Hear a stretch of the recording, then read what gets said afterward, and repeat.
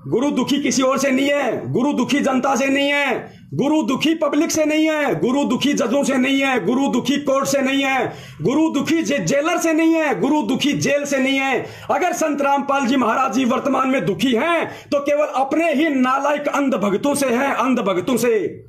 अरे सतनाम लेने के लिए 4-4 तारीख तुम इशार में करते हो। पहली बात तो ये नाम देने के अधिकारी नहीं। इन गधों ने संत रामपाल जी महाराज जी की आड़ में जगह जगह दुकानें खोल दी, फर्जी नामदान केंद्र खोल दिए।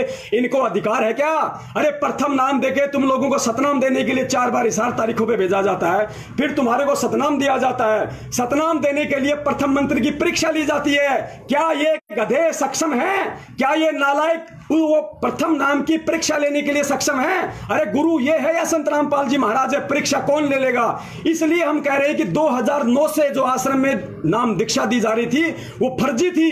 सतलोक आश्रम बरवाड़ा में 2009 से नाम दीक्षा दी जा रही थी गुरु जी के रहते सहते, वो फर्जी थी क्योंकि इन लोगों ने मनमाना आचरण कर रखा था। गुरु के आदेशों को नहीं मानते थे ये लोग। अब बहुत सारे भगत कुत्ते की तरह भौंकने लगेंगे कि वहां तो गुरु जी खुद थे आश्रम में। अरे गुरुजी खुद थे, फिर वो फर्जी कैसे हो सकती है? जिस प्रकार सतलोक आश्रम बरवाड़ा में रहते सहते उसी गुरु के नाम पे इन लोगों ने तुम्हें कमांडो बना दिया, इन लोगों ने तुम्हारे हाथों में बंदूकें पकड़ा दी। उसी गुरु के रहते सहते इन लोगों ने वहां पे 5-5 मौतें करवा दी, पुलिस वालों पे पत्थर फेंकवा दिए, पेट्रोल बम फुलवा दिए, जेसीपीया फुकवा दी। उसी तरीके से इन लोगों ने उसी गुरु के आश्रम में रहते सहते ये फर्जी नामदान दीक्षा केंद्र चालू कर दिया था इन लोगों ने।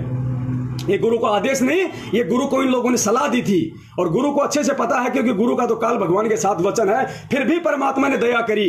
जो आत्माएं वहां से 2009 में नाम दीक्षा लिया करती थी, परमेश्वर उनको आशीर्वाद दे दिया करते थे। क्योंकि जैसे ही हमने नाम दीक्षा ले लिया आश्रम में 2009 से 2014 तक, उसके बाद अपना फार्म लेके हम गुरु जी के पास जाते थे दर्शनों के लिए, तो गुरु जी अपना हाथ रख देते थे सिर पे। और हाथ रखने के बाद अगर वो नाम फर्जी है तो परमात्मा की दया से वो सुचारू हो जाता था, वो सही हो जाता था। लेकिन आज क्या हो रहा है?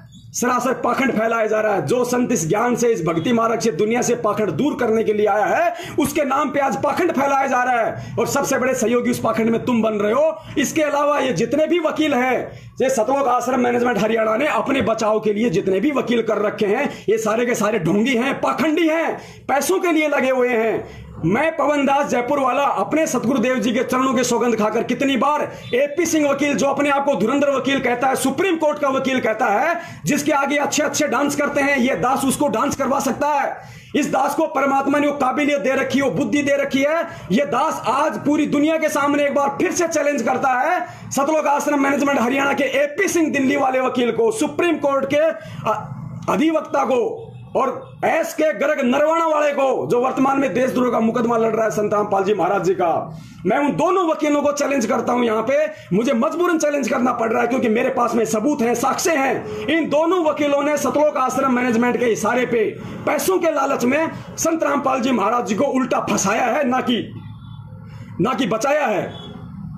अगर ये वकील पाक साफ हैं, अगर ये वकील संत रामपाल जी महाराज जी को जेल से बाहर देखना चाहते हैं, तो मैं इन वकीलों को चैलेंज करता हूं, आप साधना टीवी चैनल पे या किसी भी ऐसे टीवी चैनल पे जिसको पूरी देश दुनिया देखती हो, उस टीवी चैनल पे आप 1 घंटे का, 2 घंटे का, 5 घंटे का आप एक लाइव प्रोग्राम रखो। ये दास वहां आएगा, ये पवन दास जयपुर वाला लाइव बात करेगा, लाइव डिबेट करेगा। अगर तुम लोगों की वकालत ना छुड़वा दी, तुम लोगों के लाइसेंस फेल ना करवा दिए, जिस तरीके से तुम लोगों ने सतलोक आश्रम मैनेजमेंट के गुलाम बनकर, उनके पैसों के गुलाम बनकर तुम लोगों ने जिस कदर प्रशासन को मूर्ख बनाया है, हरियाणा सरकार को मूर्ख बनाया, जजों को और कोर्ट को मजाक बनाया तुम लोगों ने, उल्टे सबूत पेश कर करके, उल्टी दलीलें दे देकर तुम लोगों ने वो सबूत नहीं रखे जिन सबूत संत रामपाल जी महाराज जी बोल रहे हैं। अरे संत रामपाल जी महाराज जी पूरी दुनिया के सामने जब बरवाला कांड के समय गए पुलिस के साथ, तो मीडिया के सामने उन्होंने कहा था कि ये राष्ट्रीय समाज सेवा समिति मेरी नहीं है। भगत जी वीडियो निकालो।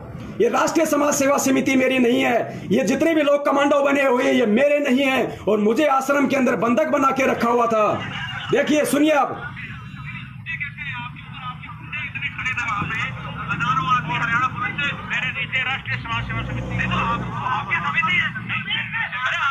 देखा, गुरुजी कह रहे हैं कि समिति मेरी नहीं है। समिति कौन? सतलोक आश्रम मैनेजमेंट हरियाणा, वही गुंडों ने एक समिति बना रखी थी, नाम दे रखा था राष्ट्रीय समाज सेवा समिति। गुंडे सबके सब वो संत रामपाल जी महाराज जी का भाई, उनके बेटा, उनका जवाई, उनके रिश्तेदार, ये स्टेट कोऑर्डिनेटर, यही सारे गुंडे उस राष्ट्रीय समाज सेवा समिति के अंदर थे।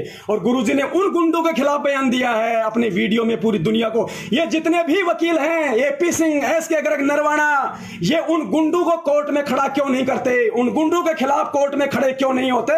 क्योंकि इनको अच्छे से पता है कि जो गुंडे हमें फीस दे रहे हैं, जिन गुंडों के पैसों के पीछे हमारे बच्चे विदेशों में पढ़ रहे हैं, जिन गुंडों के पीछे हमें मौज मिल रही है, हमें लाखों रुपए एक तारीख का मिल रहा है, उन गुंडों के खिलाफ हम कैसे कोर्ट में खड़े हो जाएंगे?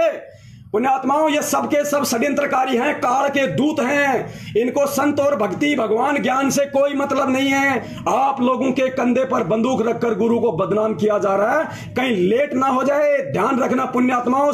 पानी अगर सर से ऊपर निकल गया, गुरु का कोई कुछ नहीं बिगाड़ पाएगा। गधे कुत्ते हम बने फिरेंगे, यहां पे गधे कुत्ते हम बने फिरेंगे।